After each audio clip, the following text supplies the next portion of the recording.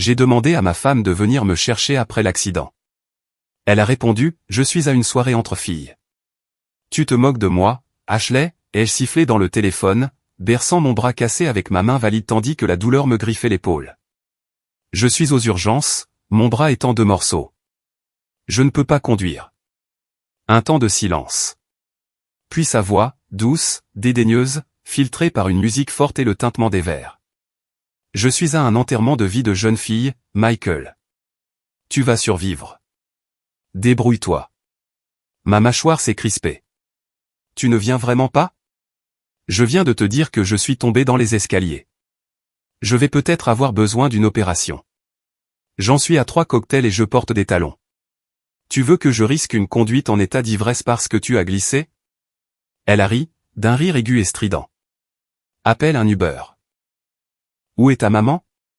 Tu es sérieuse, là? Ai-je craché? Tu crois que c'est une blague? Oh, allez, a-t-elle lancé, sa voix légèrement pâteuse maintenant. Tu te tords la cheville et soudain, tu es un petit chiot sans défense. Grandis un peu, Michael. J'ai entendu une amie en arrière-plan crier, dis-lui de vivre sa vie. Et Ashley, ma femme, a ri. Je te jure devant Dieu, Ashley, ai-je grogné, ma voix tremblant. Non pas de douleur, mais de rage. Tu ne peux même pas faire semblant de t'en soucier. Pas ce soir. Je m'amuse enfin, a-t-elle dit, sa voix enrobée de venin. Tu veux de la sympathie? Essaie de programmer ton petit accident quand je ne tiens pas une margarita. Elle a raccroché. Et d'un coup, ce fut le silence. Sauf que ce n'en était pas un. C'était le genre de silence qui rugit dans vos oreilles, le genre qui vous dit que quelque chose a cédé. Pas seulement votre os, mais quelque chose de plus profond, de plus vital. J'ai fixé le téléphone dans ma main, l'écran encore lumineux. Mon estomac s'est retourné. Ma femme, ma partenaire depuis 7 ans, me laissait en plan dans des urgences de Dallas comme si je n'étais rien de plus qu'un inconvénient. L'infirmière derrière le comptoir évitait mon regard. Peut-être qu'elle avait entendu. Peut-être qu'elle n'en avait pas besoin. Mon visage disait probablement tout. J'ai serré la mâchoire, dégluti difficilement et me suis forcé à respirer. J'avais toujours pensé qu'Ashley était parfois froide. Bien sûr, elle avait ses humeurs, son sarcasme, ses petits sourires dédaigneux, mais je mettais ça sur le compte du stress, des échéances, de la vie. Ce soir a tout effacé. Ce soir, elle a été d'une clarté cristalline. Au moment où j'avais le plus besoin d'elle, elle ne m'a pas seulement ignoré. Elle m'a humilié. J'ai parcouru mes contacts, ma vision légèrement floue. Je me suis arrêté sur un nom que je n'avais pas appelé depuis des mois, mais en qui j'avais toujours eu confiance. Jessica, une amie de l'université. Fiable. Pas de chichi, pas de jugement. J'ai appuyé sur appeler. Elle a décroché à la 2e sonnerie. Michael, tout va bien? Je suis aux urgences, ai-je dit, la voix faible. Je me suis cassé le bras. J'ai besoin qu'on vienne me chercher. Une pause. Puis, quel hôpital? Dallas General. J'arrive. J'ai baissé le téléphone et me suis adossé contre la chaise en plastique. Des sueurs froides perlaient à mes tempes. Ashley n'avait même pas pu feindre l'inquiétude. Et c'est ce qui m'a le plus anéanti. Pas la chute, pas la fracture, mais la réalisation que la personne avec qui j'avais construit une vie n'avait plus aucun intérêt à en soutenir la moindre partie. Elle disait autrefois qu'elle aimait ma stabilité, ma loyauté. Tu es le genre d'homme qui répond présent, m'avait-elle dit un jour, blotti dans notre hamac de jardin, sa tête sur ma poitrine. Eh bien, j'avais répondu présent, et maintenant j'étais assis ici, seul, avec un os brisé et une vérité que je ne pouvais plus ignorer. Quelque chose avait changé. Et je n'allais plus être le seul à souffrir.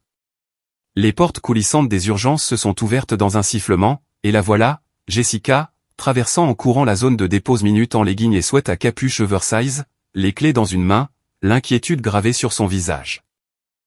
Elle m'a regardé comme si j'étais son frère, pas un ami d'université à moitié oublié. Michael, a-t-elle soufflé, sa voix se brisant en voyant l'écharpe, le bracelet de l'hôpital, mon visage pâle.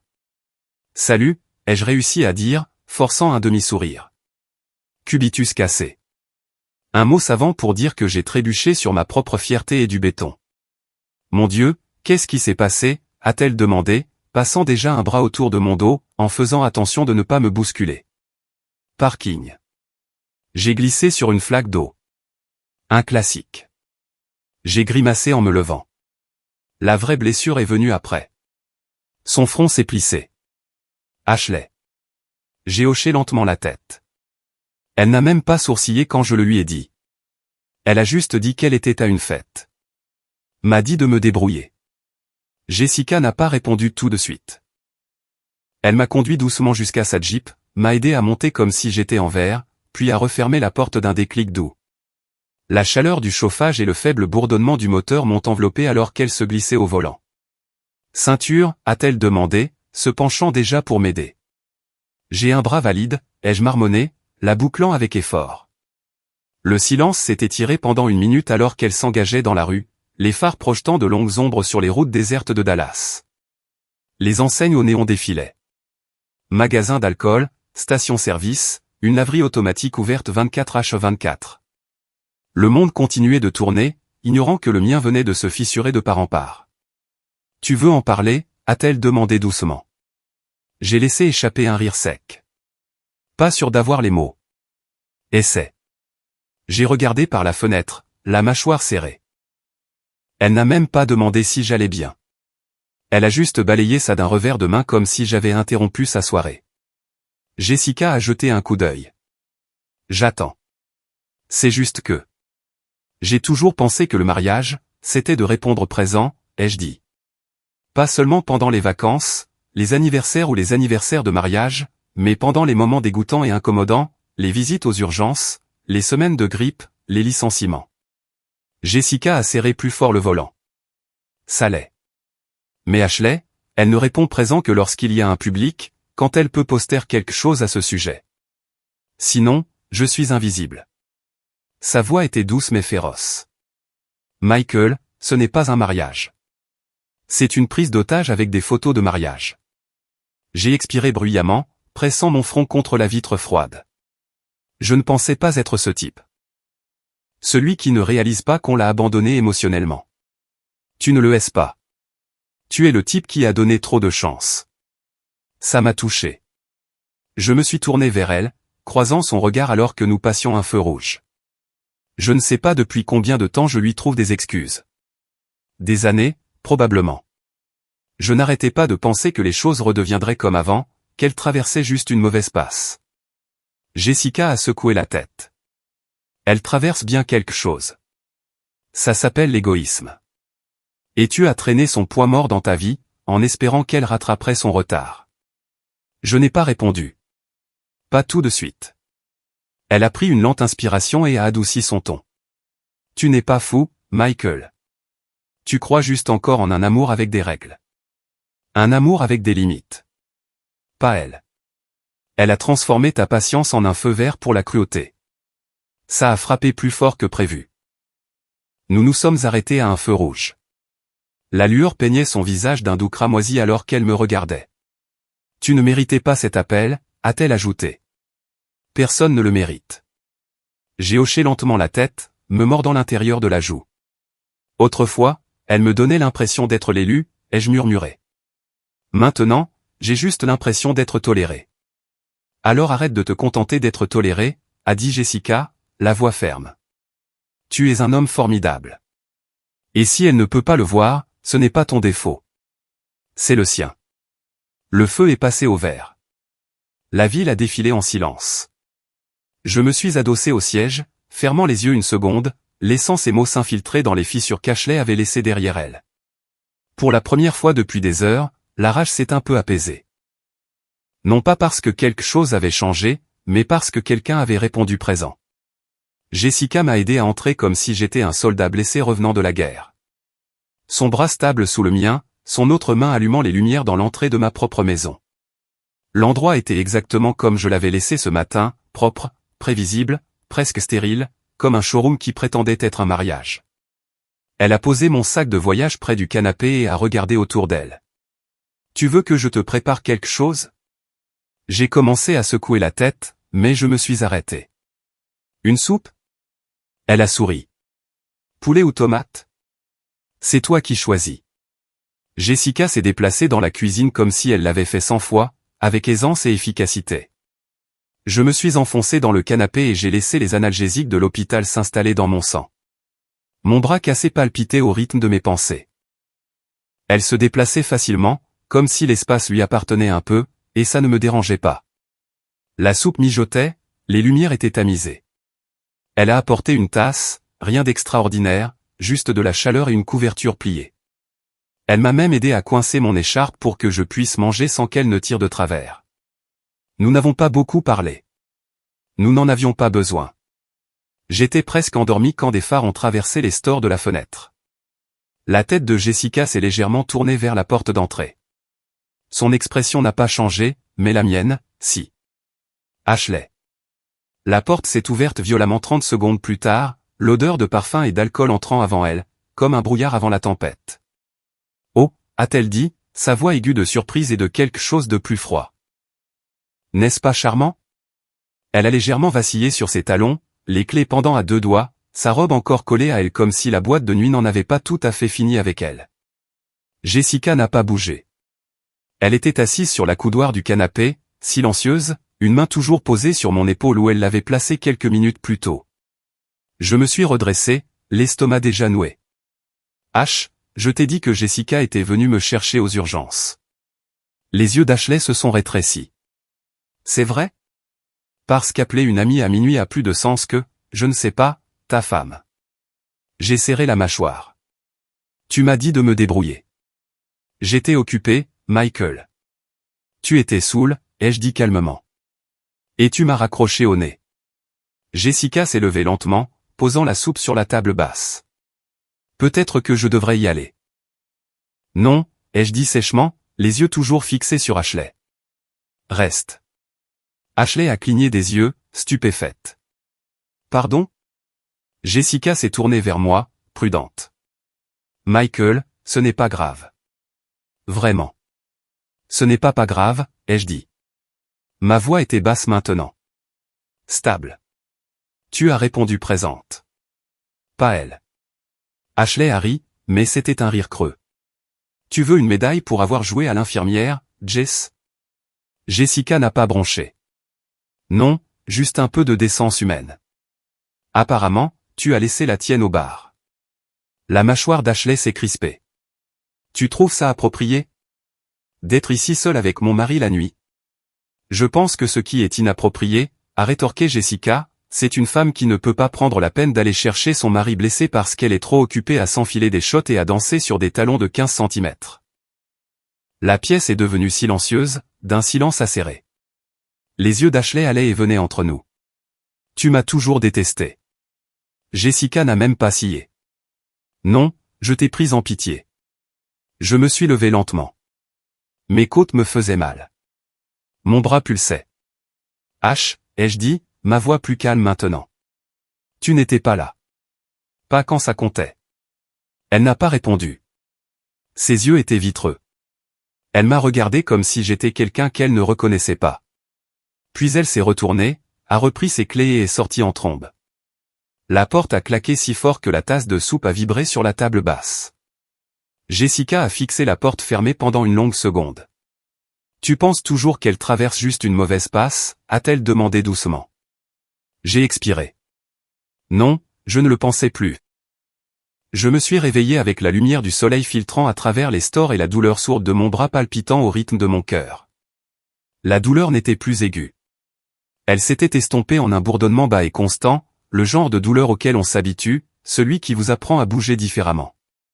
La maison était silencieuse. Jessica était partie des heures plus tôt. Elle avait rabattu la couverture sur moi, griffonné un mot et s'était éclipsée sans me réveiller. Ashley n'était pas revenue dans la chambre.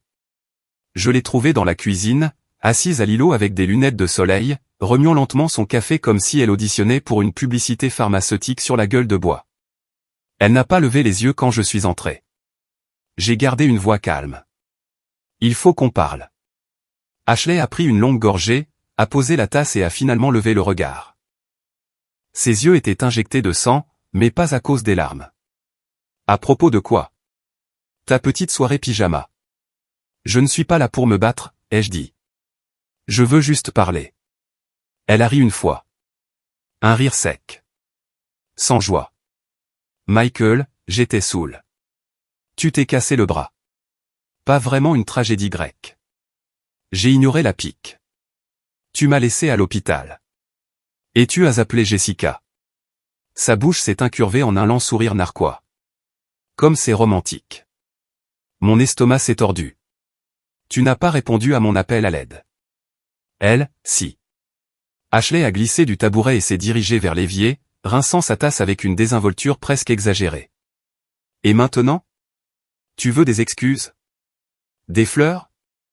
Une confession larmoyante que j'aurais dû tout laisser tomber pour me précipiter à tes côtés? Je l'ai regardé fixement. Je voulais juste que tu t'en soucies. Elle a fait une pause, les mains posées sur le bord de l'évier. Puis elle s'est retournée, les bras croisés sur sa poitrine. Je ne suis pas ton infirmière, Michael. Tu agis comme si je devais être une petite épouse parfaite qui laisse tout tomber dès que tu as un petit bobo. Ma bouche est devenue sèche. Ce n'était pas une coupure de papier, Ashley. J'avais besoin de toi. Elle a haussé les épaules. Eh bien, peut-être que j'en ai marre d'être toujours la méchante. Tu donnes l'impression que je ne fais jamais rien pour toi. J'ai cligné des yeux. Quand était la dernière fois que tu l'as fait? Elle a ouvert la bouche, l'a refermée, puis a levé les yeux au ciel et s'est retournée vers l'évier. Tu es dramatique. Non, ai-je dit doucement. Je suis honnête. Le silence s'est étiré entre nous, lourd et bourdonnant. À ce moment-là, quelque chose en moi s'est durci. Ce n'était pas de la colère. C'était de la clarté. Il ne s'agissait pas seulement de la nuit dernière. Il ne s'agissait même pas du bras. Il s'agissait de la façon dont elle me traitait depuis des années. Comme un fardeau, comme une obligation dont elle n'arrivait pas tout à fait à se défaire. Et j'en avais assez de faire comme si ça n'avait pas d'importance. J'ai marché jusqu'à la table, j'ai sorti mon téléphone et j'ai composé un numéro que je n'avais pas utilisé depuis longtemps. Brian, ai-je dit quand il a répondu, j'ai besoin d'une faveur. Sa voix à l'autre bout du fil était vaseuse. Quel genre de faveur? J'ai besoin que tu suives Ashley. Il y a eu une pause. La suivre? J'ai hoché la tête, même s'il ne pouvait pas me voir. Elle sort plus que d'habitude. Des fêtes, des événements, toujours sur son 31. J'ai besoin de savoir où elle va vraiment. Tu penses qu'elle? Je ne sais pas, ai-je dit. Mais j'en ai marre de ne pas savoir. D'accord, a-t-il dit. Compte sur moi. J'ai raccroché et j'ai de nouveau regardé Ashley. Elle était toujours à l'évier, prétendant toujours ne pas s'en soucier, mais je l'avais vue, juste une seconde, la lueur dans ses yeux quand j'ai passé cet appel. Elle savait que quelque chose avait changé. Je ne suppliais plus. Je me préparais. Le centre-ville de Dallas avait l'air différent quand on se dirigeait vers un cabinet d'avocats au lieu d'un restaurant. Les bâtiments semblaient tous plus hauts, le verre plus froid, les sourires sur les visages des inconnus creux. J'ai poussé la porte de Carter et Fields, droit de la famille, et une réceptionniste d'une vingtaine d'années a levé les yeux avec cette sympathie neutre et étudiée que les gens de ce métier doivent maîtriser. Michael Reeves. J'ai hoché la tête. Par ici. Monsieur Fields va vous recevoir. Le bureau de l'avocat était un cube moderne aux parois de verre, niché dans un coin du 14e étage. Décor minimaliste. Quelques livres de droit poussiéreux, probablement achetés pour l'esthétique. Ce qui ressortait le plus, c'était la vue.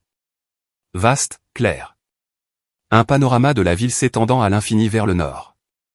Vous êtes en avance, a dit l'homme derrière le bureau.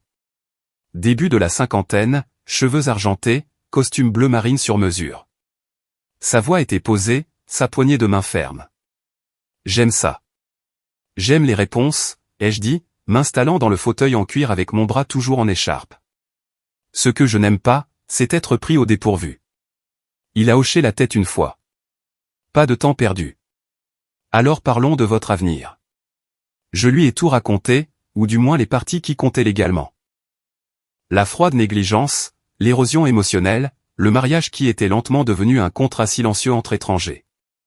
J'ai omis la partie où j'ai pleuré dans les toilettes de l'hôpital après qu'Ashley m'ait raccroché au nez. Cela me semblait être à moi seul de le porter. Le Texas reconnaît le divorce pour faute, a dit Fields après que j'ai terminé. La cruauté, l'abandon, l'infidélité, tout cela entre en jeu. Même la négligence émotionnelle peut avoir du poids si elle est bien documentée. J'ai laissé cela infuser. Et qu'est-ce que je risque si je vais jusqu'au bout? Ça dépend de la façon dont vous jouez. Vous n'avez pas d'enfant, pas d'entreprise commune. Si nous présentons des signes clairs de préjudice émotionnel continu, surtout pendant votre blessure, nous pouvons faire pression pour un partage favorable des biens, peut-être la maison. J'ai hoché lentement la tête, les mots « partage favorable des biens » résonnant à mes oreilles comme la première bouffée d'air frais après une tempête. Il a fait glisser un mince dossier sur la table. Je vais rédiger un accord préliminaire. Pas d'engagement pour l'instant, juste quelque chose à examiner. Et Michael? Oui. N'attendez pas d'être au bord de la falaise pour sauter. Si vous savez déjà qu'elle ne viendra pas avec vous, commencez à descendre maintenant. J'ai quitté l'immeuble en ressentant quelque chose que je n'avais pas ressenti depuis des semaines. L'immobilité. Pas de la joie, pas un sentiment de conclusion, mais une étrange concentration silencieuse. Comme si la douleur n'avait pas disparu, mais que maintenant je pouvais la voir. La nommer. La traverser. Mon téléphone a vibré dans ma poche. Un texto de Brian. Elle est dans un bar sur un toit près d'Elm Street, flirtant avec un type en blazer blanc. Ils ont l'air proches. J'ai fixé le message pendant un long moment, le pouce planant au-dessus de l'écran. Puis j'ai ouvert la photo qu'il avait envoyée. La voilà, Ashley, en talons, les cheveux bouclés, riant avec sa main sur le bras d'un homme. Son sourire large, son langage corporel ouvert, comme quelqu'un qui n'avait pas de mari avec un bras cassé à la maison. J'ai sauvegardé l'image. Je n'ai pas ressenti de rage. Je n'ai même pas ressenti de choc. Juste une confirmation. Ashley avait quitté notre mariage il y a longtemps. Tout ce que j'avais fait cette semaine, c'était enfin la rattraper. De retour à la maison, je me suis tenu dans l'embrasure de la porte et j'ai regardé autour de moi. Nos meubles parfaitement agencés, le vase blanc qu'elle avait choisi. La machine à expresso qu'elle ne me laissait jamais toucher. C'était sa vision du mariage. Brillante, silencieuse, mise en scène. La mienne avait été quelque chose de plus désordonné, de plus réel, mais elle ne voulait pas de réel. Elle voulait des applaudissements. Et j'en avais fini d'applaudir. Je n'ai pas demandé à Jessica de le faire. Elle l'a juste fait. Ça a commencé comme une ondulation discrète, un texto à un ami commun, une capture d'écran ici, « As-tu entendu ce qui s'est passé ?» chuchoté entre les tapis de yoga et les fauteuils de manucure.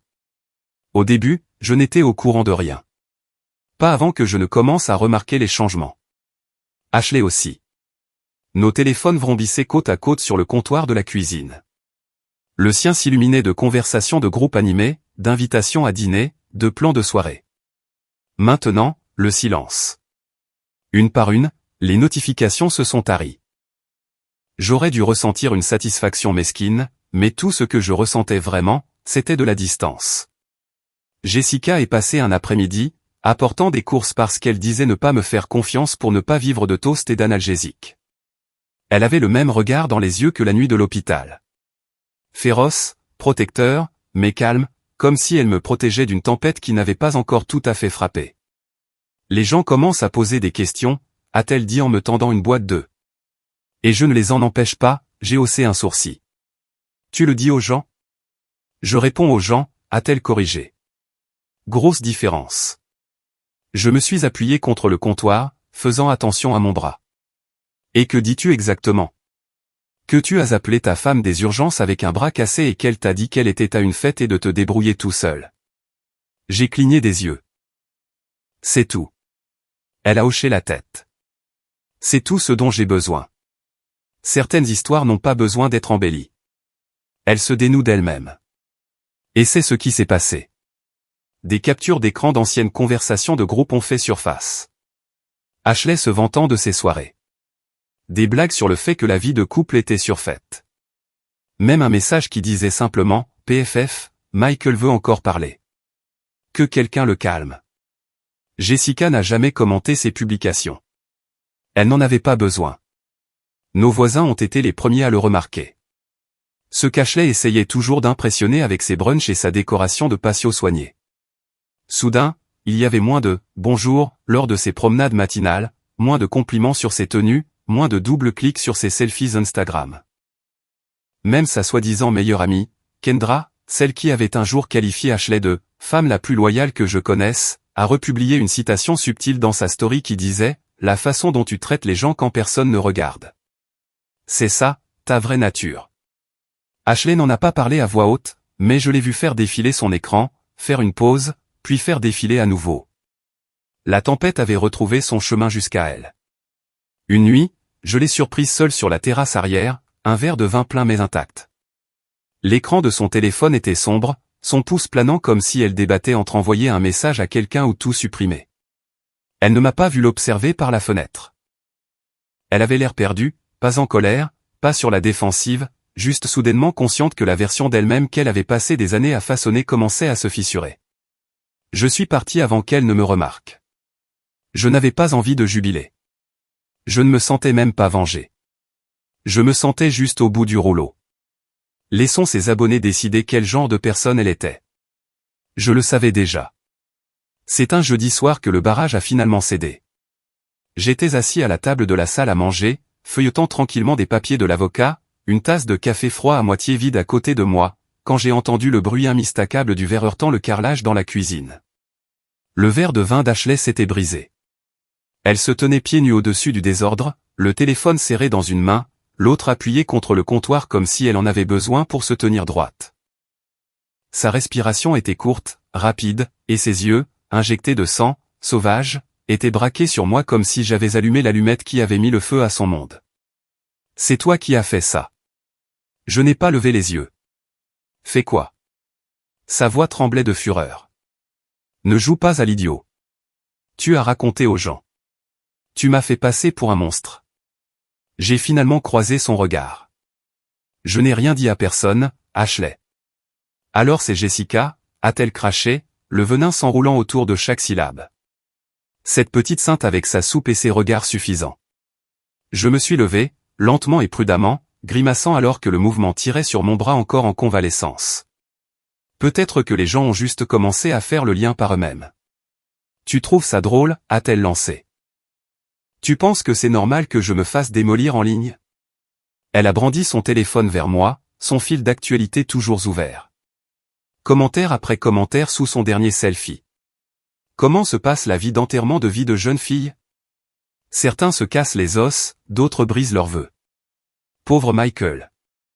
Je n'imagine pas abandonner quelqu'un comme ça. J'ai pris le téléphone doucement et je l'ai posé. Les gens ne réagissent pas à des mensonges, ai-je dit. Ils réagissent à ce que tu as fait. Ashley a ricané, les bras gesticulants. Oh, s'il te plaît. Je suis la méchante maintenant parce que je suis sortie avec des amis.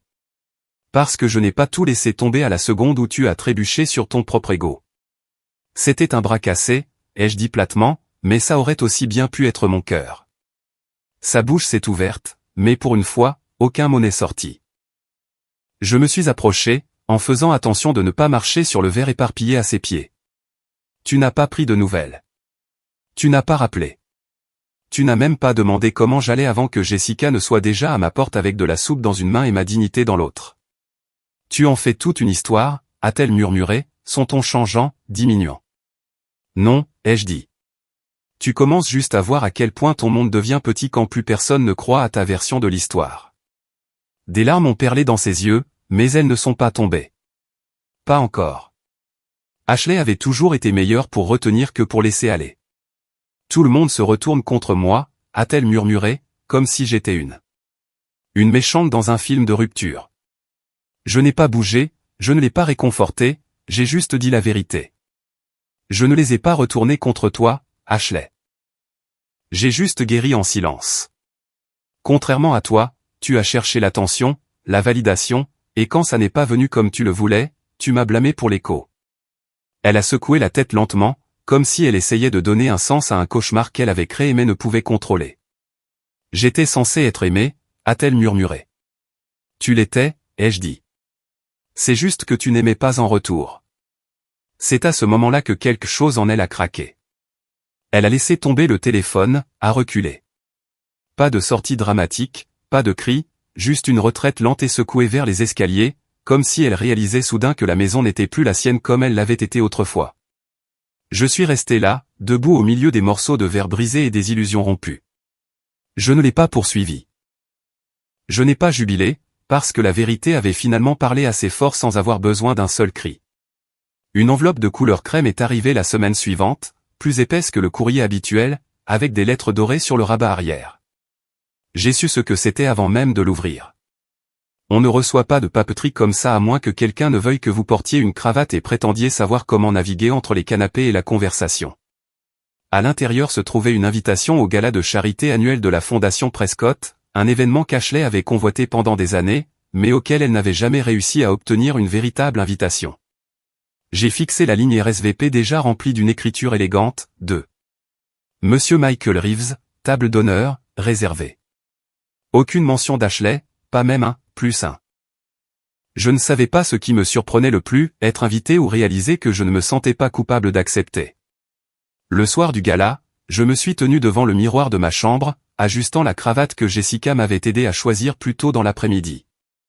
Elle n'avait pas demandé à venir. Elle n'en avait pas besoin. Sa présence flottait dans les détails. Une eau de Cologne légèrement différente qu'elle avait recommandée, la façon dont elle avait passé sa main sur la veste de mon costume, lissant un pli que je n'avais pas vu. « Tu n'as pas besoin de porter l'homme qu'elle voulait que tu sois », avait-elle dit de manière pragmatique. « Sois juste toi-même. » Et c'est exactement ce que j'ai fait. Je suis arrivé au gala seul, entrant sous les lustres, les quatuors à cordes et le doux murmure de l'élite sociale de Dallas. Pour une fois, je ne me sentais pas comme un imposteur. Les gens m'ont salué, moi, avec chaleur. J'ai entendu des phrases que je n'avais pas entendues depuis des années. « Tu as l'air en forme, Michael. » J'ai entendu parler de ta chute. « Heureux que tu te rétablisses. » Jessica nous a tout raconté. Quelle grâce sous le feu des critiques. Cette dernière m'a fait marquer une pause. Jessica leur avait raconté, mais encore une fois, certaines histoires n'avaient pas besoin d'auteur direct. Juste le bon ton dans la bonne pièce. Pendant ce temps, à des kilomètres de là, Ashley était assise à la maison, faisant défiler sans fin son réseau qui se réduisait. Son fil Instagram était un cimetière de silence. Pas de « j'aime », pas de commentaires, pas de « OMG, tu es magnifique » et pas d'invitation. Je le sais car vers 21h40, une vidéo a fait surface dans la conversation de groupe que Jessica avait discrètement réanimée avec certaines des femmes sur lesquelles Ashley comptait autrefois. La vidéo montrait Ashley à une autre fête. Celle-ci moins formelle, plus de lumière tamisée et de basses trop fortes. Elle se penchait vers un type au bar, riant trop fort à quelque chose qu'il chuchotait. Sa main effleurait le bas de son dos d'une manière qui n'était pas accidentelle. L'une des filles a écrit, la même nuit que le gala où elle a supplié pour entrer l'année dernière. Aïe. Une autre a ajouté, je suppose qu'elle est définitivement rayée de la liste des invités. Je n'ai pas commenté. Je n'en avais pas besoin. À ma table, j'étais assis à côté d'entrepreneurs, d'avocats, d'un politicien local. Je parlais quand on me parlait. Je souriais. Je tenais mon verre de la main gauche, car la droite était encore en convalescence. Mais j'ai remarqué quelque chose. Les gens ne me voyaient plus comme le type qui s'était fait larguer. Ils me voyaient comme le type qui était encore debout. Le siège à côté de moi est resté vide, réservé mais intact, comme si l'univers voulait faire passer un message silencieux. Certaines personnes perdent l'accès à vous non pas par des disputes ou des déclarations, mais par leur absence quand cela comptait le plus. Et maintenant je réclamais l'espace qu'elle n'avait jamais mérité d'occuper. Ashley m'attendait quand je suis rentré du gala. Il était presque minuit et la maison était sombre, à l'exception du halo de lumière chaude provenant de la cuisine. Elle était assise à la table, les coudes posés sur le bord, les mains enroulées autour d'un verre de vin à moitié vide comme si c'était une ancre dans une tempête dont elle venait seulement de réaliser qu'elle était au milieu. Elle avait l'air différente. Pas physiquement même cheveux lisses, même pommette saillante mais quelque chose dans sa posture s'était effondré. Pour une fois, elle ne jouait pas un rôle. Il n'y avait pas d'expression soigneusement élaborée, pas de regards étudiés ou de ton contrôlé et tendu, juste le silence. Et c'était peut-être la chose la plus honnête qu'elle m'ait donnée depuis des années. « Michael » a-t-elle dit alors que j'entrais, sa voix tremblant comme si elle avait répété cela une douzaine de fois mais ne parvenait toujours pas à prononcer la première ligne. J'ai desserré ma cravate, accroché mon manteau. Elle a réessayé. « J'ai été horrible avec toi. Je le sais. Je n'ai pas répondu. J'ai beaucoup réfléchi, a-t-elle poursuivi en repoussant le vin. À l'hôpital, à cette nuit-là, à chaque moment où j'aurais dû être là et où je ne l'étais pas, je me suis tenu en face d'elle, les mains dans les poches. Pourquoi maintenant? Ses yeux ont cherché les miens. Parce que je n'ai pas réalisé à quel point j'avais perdu jusqu'à ce que ça commence à me revenir en écho. Les gens parlent, Michael. Ils se sont fait leur opinion. Ils n'ont rien inventé, ai-je dit. Ils ont vu la vérité. Des larmes ont perlé dans ses yeux, mais je n'ai pas bougé. Non par cruauté, juste par clarté.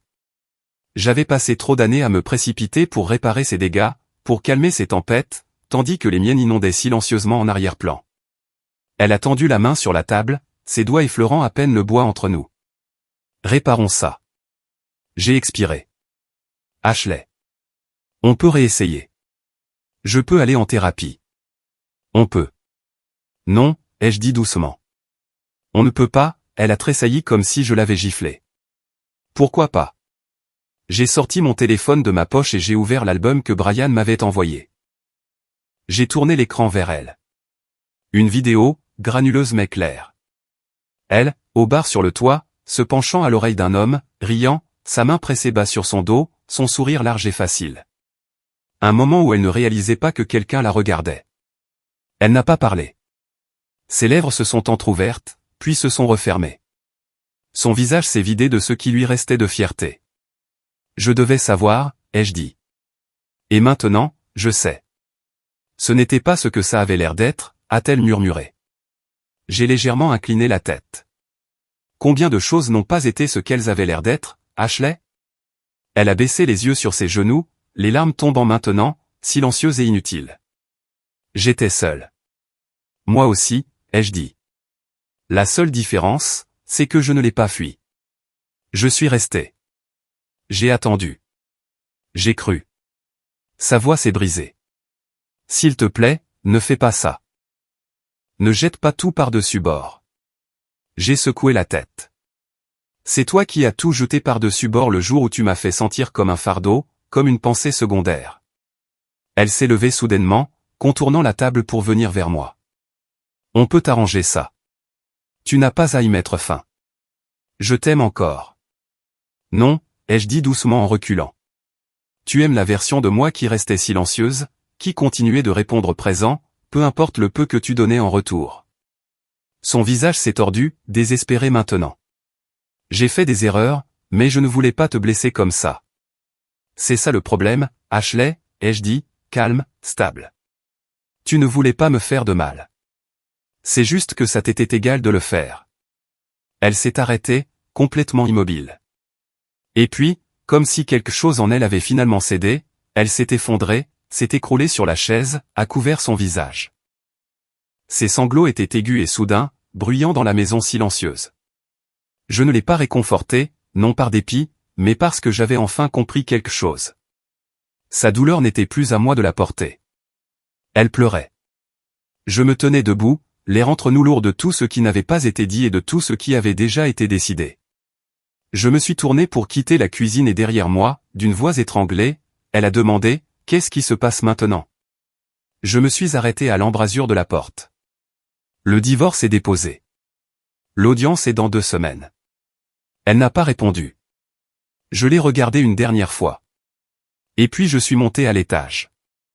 Les derniers mots ne sont pas venus de moi.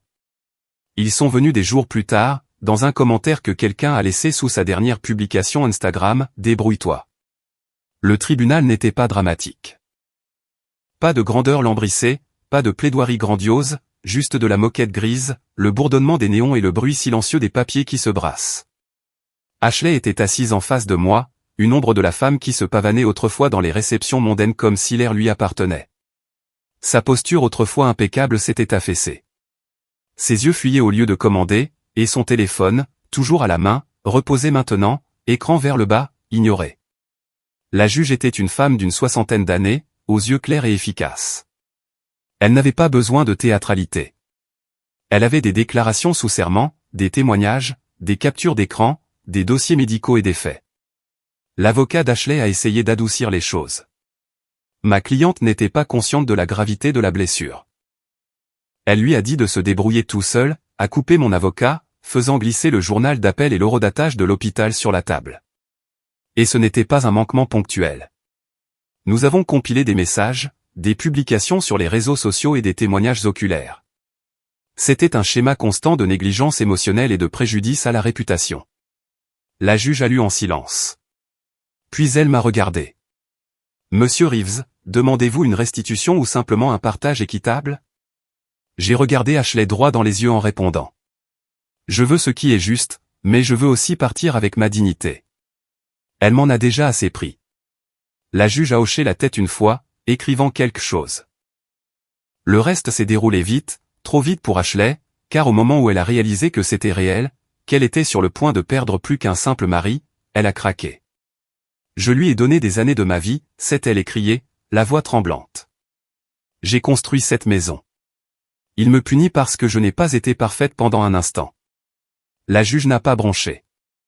Vous n'êtes pas puni. Vous êtes tenu pour responsable. Ashley s'est affaissée dans son siège, comme si le poids de ses mots avait frappé quelque part de plus profond qu'elle ne l'avait prévu. Et c'était tout. D'un coup, le marteau est tombé, non pas avec bruit, mais avec certitude. Michael Reeves conserverait la maison, la majorité des biens. Pas de pension alimentaire. Le silence dans cette salle d'audience, c'était la sentence. Dehors, l'air semblait plus lumineux d'une certaine manière. Pas joyeux, pas même soulagé, juste plus propre, comme sortir d'une longue pièce enfumée pour respirer de l'air frais. Mon avocat m'a serré la main. Ça s'est mieux passé que la plupart du temps. Je n'essayais pas de la détruire, ai-je dit. J'essayais juste d'arrêter de la laisser me détruire. Elle a hoché la tête comme si elle l'avait déjà entendu, mais cela ne le rendait pas moins vrai. Plus tard dans la nuit, j'ai parcouru mon propre fil d'actualité, non pas pour poster quoi que ce soit, mais pour voir, pour observer la différence dans la façon dont le monde réagissait maintenant que le rideau était enfin tombé. Ashley avait fait une tentative de dernière minute plus tôt ce matin-là.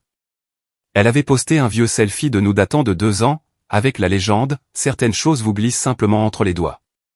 Personne n'a commenté. Personne n'a aimé. Et en dessous, quelqu'un avait laissé juste 3 mots « Débrouille-toi ». Je n'ai pas reconnu le nom d'utilisateur, mais j'ai reconnu la justice. Ashley n'était pas seulement seule maintenant. Elle était désabonnée.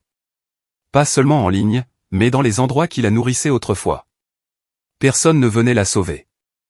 Parce que les applaudissements pour lesquels elle avait vécu s'étaient enfin arrêtés. Le plâtre a été enlevé un mercredi. Une petite clinique nichée derrière une pharmacie, le genre d'endroit que l'on ne remarquerait pas à moins de le chercher. L'infirmière a souri en coupant le dernier morceau de plâtre et en déballant mon bras comme si c'était un cadeau que j'avais oublié d'attendre. « Vous guérissez bien » a-t-elle dit en faisant pivoter doucement mon poignet.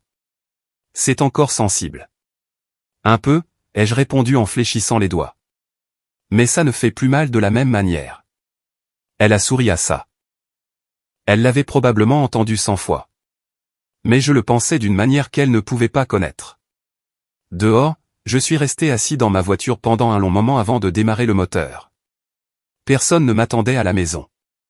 Pas d'Ashley, pas de regard froid, pas d'acrobaties émotionnelles, juste le calme. Ce n'était pas vide. C'était de l'espace, le genre que je n'avais pas ressenti depuis des années. Plus tard dans la soirée, je me suis tenu dans ma cuisine, fixant le tiroir des menus à emporter comme s'il contenait les réponses à quelque chose de plus grand. Puis mon téléphone a vibré. Jessica. Comment va le bras? Bionique, déjà? J'ai souri, je me suis assis. Le plâtre est enlevé. Je peux enfin gratter la démangeaison qui me narguait depuis des semaines. Une pause, puis, eh bien, dans ce cas, un dîner. J'ai fixé l'écran. Non pas parce que je ne savais pas quoi dire, mais parce que je savais que cette fois, c'était différent. Elle n'était pas restée parce qu'elle voulait une récompense. Elle était restée parce qu'elle m'avait vu, même quand je m'effondrais. Et elle n'a jamais, pas une seule fois, essayé de voler la vedette. Un dîner me semble une bonne idée, ai-je tapé en retour. Mais cette fois, appelons ça un commencement. Pas besoin de grands discours, pas de déclarations dramatiques, juste le bourdonnement calme et constant de quelque chose de nouveau, commençant là où quelque chose de brisé s'était terminé. Et pour une fois, je ne me préparais plus à la chute. J'étais prêt à m'élever.